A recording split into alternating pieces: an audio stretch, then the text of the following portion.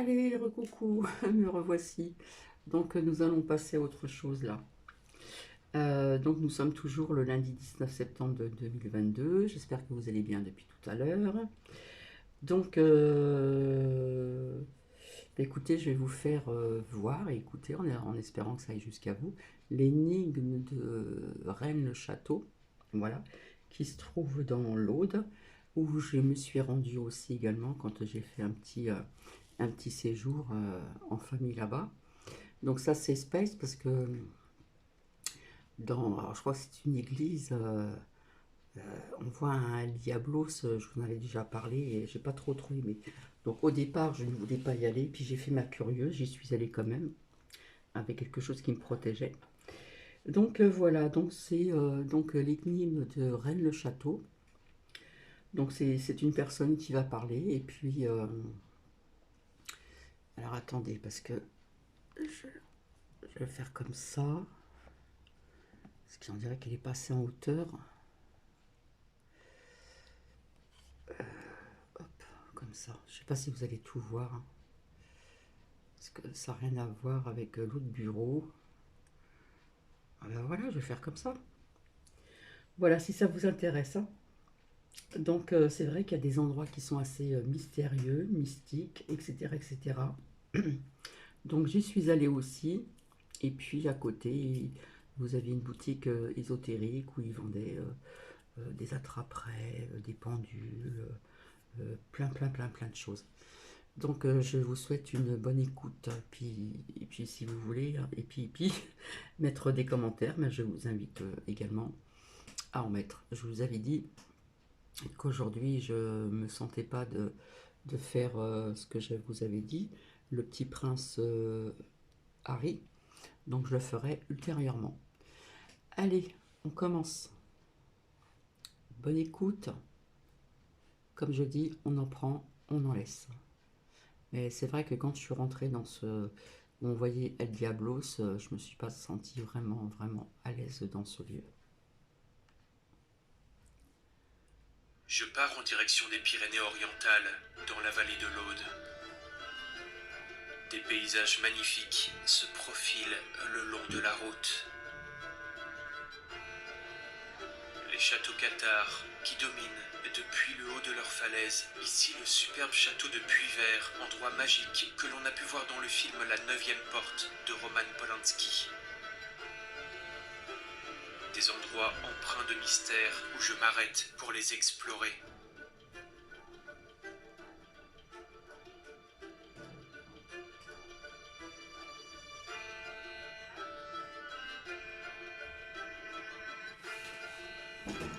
Le pic de Bugarache, point culminant des Corbières, lieu où pour certains se mélangent d'étranges histoires d'ésotérisme et d'ufologie, et dont je suis monté jusqu'au sommet.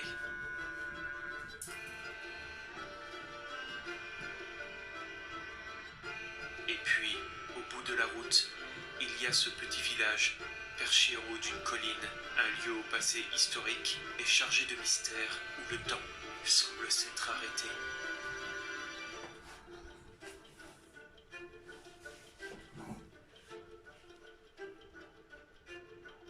Voilà, c'est ici que je suis rentrée, hein. Tout à fait ça. Impressionnant.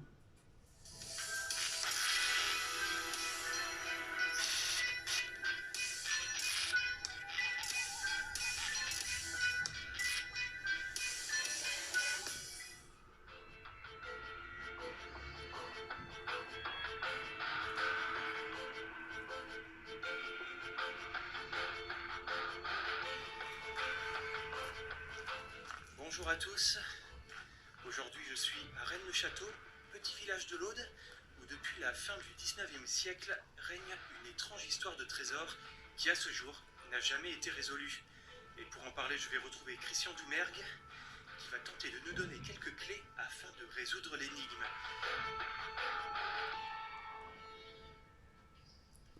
Bonjour Christian Doumergue, on est ici à Rennes-le-Château. Un lieu un peu particulier, un peu étrange, qui est magnifique en tout cas avec un décor absolument sublime. Et est-ce que vous pouvez nous raconter l'histoire un peu de ce lieu? Oui, bien sûr. Alors, l'histoire, elle commence en 1885. C'est un tout petit village qu'il faut situer. On est aujourd'hui à peu près 1 heure de route au sud de Carcassonne, dans la haute vallée de l'Aude.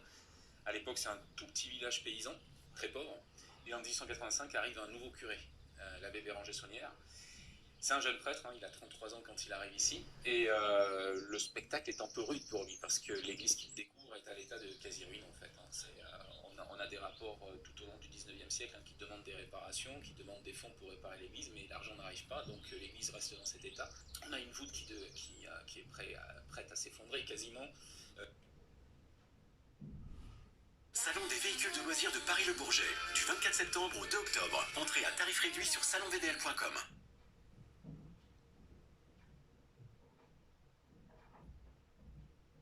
Des vitraux qui ont en plus été... À l'époque, on ne connaît pas trop l'origine.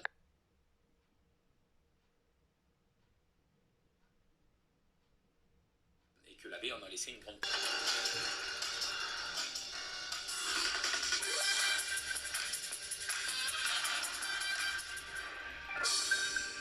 Peugeot i2008. Commandez-le sur le site Peugeot Store. Désolé pour la pub. De Blanchefort, donc tout près de Rennes-le-Château. Ce trésor-là, dont les paysans disaient qu'il était gardé par le diable, Oh là là. et qu'il est absolument colossal, eh bien, certaines traditions locales qui ont été recueillies par des folkloristes au 19e disent que c'était le trésor des Visigoths. Donc évidemment, avec Saunière ici et ce trésor qui était juste à côté, on pouvait que faire le lien. Voilà, on a fait le lien, ça a enflammé les imaginations et c'est pour ça qu'il y a autant de monde qui est venu. Et puis on a cherché donc à ce moment-là de façon très empirique, ça creusait de partout, c'est très romanesque, ça utilisait de la dynamite, sans savoir, c'était un petit peu au hasard, voilà, ouais. On était convaincus qu'il y avait un trésor colossal enterré dans une caserne sous le village et on cherchait, et donc on creusait, il y a encore des traces de certains trous. Et puis ça a été à limite dangereux puisque l'usage de la dynamite n'était pas sans risque. Donc voilà. Et puis alors, à partir des années 60, c'est amusant parce que jusque là on cherche un peu au hasard, au petit bonheur, la chance. Et à partir des années 60, il y a une théorie qui va émerger, c'est que l'abbé en fait aurait codé son église pour conduire celui qui saurait déchiffrer son message vers la cache du trésor et vers ce qu'il a essayer de déchiffrer l'église. Il y a le postulat que le chemin de croix notamment renverrait à des paysages de la région. Il y a la fresque sous le maître-autel aussi, dans laquelle on a reconnu les ruines du château de Custosa qui est voisin. Et toutes les peintures de l'église ont été analysées. Le moindre rocher représenté a été analysé et on a essayé de retrouver son équivalent dans les environs du village, puisque l'église est vraiment conçue comme une carte codée en fait. Et pour vous, il y a vraiment un code? Il y a vraiment quelque chose? Vous pensez que c'est réel, ça? Alors, pour une grande part, c'est énormément fantasmé. D'accord. Le chemin de croix, c'est-à-dire que quand on connaît pas, on va dire, l'iconographie religieuse, c'est vrai qu'un chemin de croix, il peut y avoir des détails qui semblent surprenants. Et donc, on peut être amené à les interpréter parce qu'on ne les comprend pas. Mais en fait, quand on remet dans le contexte des chemins de croix de l'époque,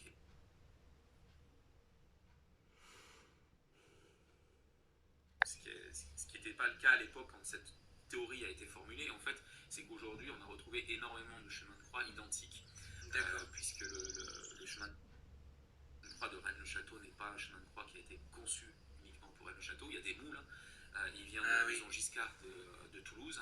Et donc, en fait... donc c'était fait sur commande et... C'était fait sur commande. D'accord, ok. Voilà. Mais pas spécifique pour Rennes-le-Château avec... Non, il y a des œuvres. Le Diable, par exemple, a été fait spécifiquement pour Rennes-le-Château. Il n'y en a pas d'autres. Mais ça, d'ailleurs, ce Diable-là, c'est quelque chose qui est normal pour une église ou c'est vraiment spécifique à Rennes-le-Château ou est-ce qu'on peut le retrouver aussi dans d'autres endroits? Parce que c'est vrai c'est un petit peu particulier de se dire on est accueilli par un diable dans une église. C'est très surprenant de le trouver comme ça à l'entrée. D'accord. Ça arrive, c'est très rare. Il y a quelques autres églises où on trouve un diable alors qu'il n'est pas forcément représenté. Là, il est sous le bénitier en fait. On en trouve plus régulièrement, mais enfin je dis régulièrement, ça reste des cas quand même exceptionnels, sous des baptistères en fait. Voilà, ça représente vraiment la religion qui écrase en fait le pouvoir du démon. Voilà, donc c'est pas un cas unique, mais celui de Rennes-le-Château est quand même assez particulier. C'est une pièce unique qui a une posture particulière. On y reviendra peut-être. Ouais. Et donc il semble quand même qu'il y ait quelque chose avec ce diable-là. Donc pour finir sur c'est vrai, c'est faux, le codage de l'Église, il y a beaucoup de fantasmes, beaucoup d'interprétations qui relèvent d'une méconnaissance de l'iconographie chrétienne en fait. Mais par contre, il y a malgré tout des éléments troublants. Alors, je vais en citer un qui est vraiment étonnant et qui pour moi est imparable, c'est le grand relief qu'il y a au-dessus du confessionnal. Donc, on a le Christ qui est représenté avec cette phrase « Venez à moi, vous tous qui souffrez et qui êtes accablés ». Et on a tout un tas de personnes qui effectivement sont en souffrance. Si on observe, il y a des bras cassés, il y a des femmes qui pleurent, etc., qui sont autour du Christ. Donc, tout ça, ça fait référence à un épisode évangélique. Dans cette représentation-là elle-même, il n'y a rien de... Après, il y a eu des interprétations ésotériques, mais voilà, en tant que telles... Par contre, ce qui est très intéressant, ce sont les fresques qui sont de part et d'autre. Là, on a des fresques avec des paysages, avec des rochers, et sur la fresque de droite, ce qui est très étonnant, c'est qu'on a deux éléments qui n'ont rien à faire. D'un point de vue iconographique, ils n'ont rien à faire dans cette fresque. Le premier, c'est un chapiteau antique qui est représenté au premier plan de la fresque, à moitié caché par la végétation. On peut vraiment légitimement se demander pourquoi il y a ce chapiteau antique qui est représenté là au premier plan. Et puis dans le paysage, on a un village dans le fond, et le plan intermédiaire, on a une espèce de champ, et dans ce champ marche un prêtre. Il est habillé en soutane, c'est un homme qui est habillé en soutane. Alors quand on le voit de loin, c'est-à-dire d'en bas, on a l'impression qu'il s'appuie pour s'avancer sur une canne, et on remarque qu'il tient quelque chose de blanc dans sa main. Si on regarde au téléobjectif, là ça devient plus intéressant parce qu'on a vraiment le détail de la fresque et on s'aperçoit qu'effectivement il tient un bout de papier dans une de ses mains, c'est la petite tache blanche, et dans l'autre main, c'est pas une canne, en fait c'est un parapluie qu'il tient. Et ça c'est très troublant parce que Découvrez les desserts soja sun ou soja au lait de coco. a fait éditer 33 cartes postales de Rennes-le-Château et des environs de Rennes-le-Château. Et sur plusieurs de ces cartes postales, il apparaît avec un parapluie. Sur les cartes où il apparaît de près, c'est un parapluie noir, et donc on le voit bien. Et il y a une carte alors qui est prise dans les environs de Rennes-le-Château, devant une cascade, donc au milieu d'une rivière, et la baie est sur les roches. C'est une photo qui est prise de loin, et là il tient un parapluie blanc devant lui, devant sa soutane, vraiment. Et on a l'impression sur cette carte que ce choix il est fait pour qu'on voit de couleur, hein. Il est fait pour qu'on voit le parapluie. Sur toutes les autres, il a le parapluie noir qui est le parapluie, enfin c'est la couleur des hommes à l'époque. Le parapluie blanc, c'est plutôt pour les femmes. Et donc là, on a vraiment l'impression qu'il a pris un parapluie blanc pour qu'on voit bien qu'il pose avec un parapluie. Et donc ça donne l'impression, quand on rapproche ces cartes et cette fresque où il s'est fait représenter avec un parapluie dans un paysage autour du village, avec ce chapiteau au premier plan, ce chapiteau antique qui renverrait donc à un trésor antique, et ce petit parchemin dans la main, on a vraiment l'impression qu'il nous dit qu'il y a quelque chose à chercher, et que peut-être effectivement avec les cartes il a aussi codé quelque chose. Voilà. Donc il y a malgré tout comme ça des petits détails qui laissent penser qu'il y a vraiment qu'il y a vraiment un codage. Il y en a d'autres, hein. Là j'ai cité celui-là parce que visuellement c'est à mon sens le plus parlant. Après évidemment il y a le fameux diable donc, qui est une pièce unique, qui a été pour le coup réalisée pour l'église de Rennes. Celui-ci on ne le retrouve pas ailleurs. Voilà. Il n'était pas sur les catalogues, et on n'en a jamais retrouvé un ailleurs. Pourtant aujourd'hui on a quand même une bonne connaissance des productions de la maison Giscard. Et ce diable, alors c'est intriguant parce que évidemment ça surprend un diable. Après, au-dessus, donc on a le bénitier, c'est là où le croyant se signe quand il rentre dans l'église, et il y a cette devise, par ce signe tu le vaincras, donc par le signe de la croix, donc le diable est sous le bénitier, il n'y a rien d'hérétique en soi. Par contre, la posture du diable est étonnante, il est dans une espèce de position assise, mais il y a encore un support en dessous, donc, et puis il dessine un cercle avec la main. Alors ce cercle avec la main, il a été interprété comme une espèce de cône. Et c'est vrai que ce qui est troublant, c'est qu'à Rennes-les-Bains, donc toujours dans ce secteur où on localisait le trésor des Visigoths, il y a une roche taillée qui s'appelle le fauteuil du diable. Et juste à côté de cette... Écoutez, je vais pas vous faire tout visionner, enfin quelques petits extraits. Alors faites vos recherches, c'est l'énigme de Rennes-le-Château avec ta ta ta ta ta ta ta. Voilà, ça fait 15 minutes 22, 23. Il est 14 heures, je n'ai toujours pas mangé, donc je vais vous laisser. Et puis faites vos recherches. Voilà.